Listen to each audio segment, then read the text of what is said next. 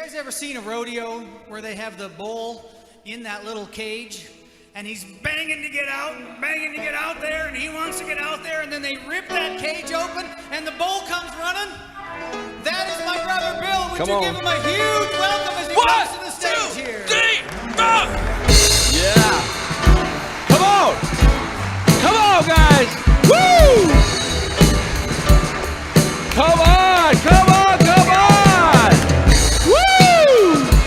Are you ready? Are you ready? Are you ready? I don't know if you're ready yet. I don't know if you're ready for what I'm about to bring to you. Come on, get on your feet one more time. Come on, play that one more time. Come on, guys, are you ready? Let's go. Let's go. Let's go. Let's go. Let's go. Let's give it up for Jesus. Let's give it up for Jesus in this house. Woo! Okay, you can be seated. Oh, it's so good to be here. It is so good to be at Commit. Now, I just, you can leave the house lights down, but just by show of hands, how many of you have, this is your first Commit conference attending? Great, good to see all these first-time hands. Come on, guys, let's welcome them. Yes, so then therefore, I would imagine the other group is, how many guys have been to a previous Commit conference over the years? Great, come on, let's welcome them. We're so glad that you are here as well. How many of you over the last few years especially have faced some type of uphill journey, running out of gas, wondering if you're going to make it day by day?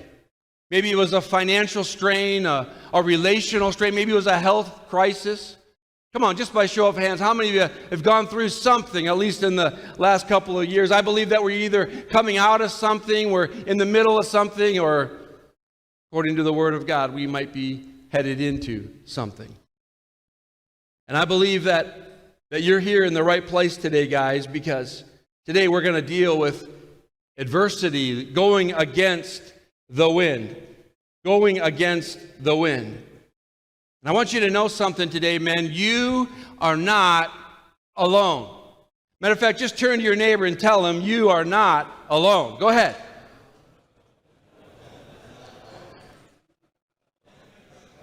That's right.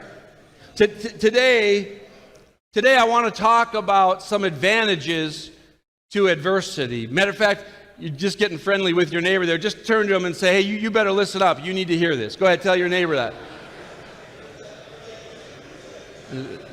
All right, turn to your other neighbor, the one that you chose not to talk to, and tell him, hey, I'm glad you're here because you need to hear this too. That's right. That's right. And in his book, Leading Through Tough Times, he shares some advantages that we should not overlook when we go through difficulties, when we go through tough times, when we are against the wind. I'd like to share them with us. Would that be okay? Would that be okay? Yes. All right, you're with me. So number one, we should not overlook that adversity introduces us to ourselves. Adversity introduces us to ourselves. In other words, adversity gets our attention, doesn't it? When you go through a health crisis, all of a sudden you start thinking about what you're putting in your body, what you're fueling your body with. Are you moving your body? Are you exercising? Or what do the doctors say? Or what medication should I be taking? Or what should I do or not do? When we have a health crisis, all of a sudden it gets our attention, that adversity. Maybe it's in a relationship. Maybe it's in a marriage, or with one of your kids, or with a coworker, and that adversity gets our attention. Like, I got to do something different. We kick it into gear. Whatever it might be, adversity introduces us to ourselves. And James Allen, in his book, As a Man Thinketh, which is a great book, by the way, a quote from that book, he says, circumstances does not make a man. It reveals a man, it reveals him to himself. Circumstances does not make a man, it reveals him to himself. If you'll allow me to be transparent with you today, men, adversity in my life has introduced me to a self that I didn't realize existed.